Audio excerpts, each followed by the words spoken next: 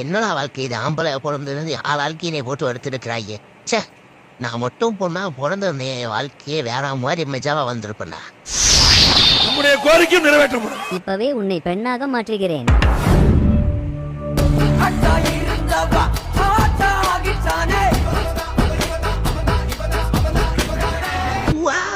அந்த ஆளு சொன்ன மாதிரி நான் பொம்பளைய மாறிட்டேன். இப்ப வெளியில போறேன்.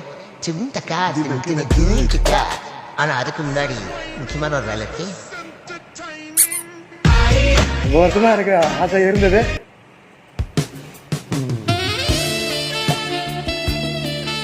டேச்சி புறம்போக்கு நான் கையெடு. என்னடா அது பஸ்ஸில் என்ன கொஞ்ச நேரத்துல புள்ள பண்ணுறாங்க. சரி ரொம்பதான் அவட கஷ்டமா பிள்ளைய. இந்த புள்ள சி பொறிக்க பய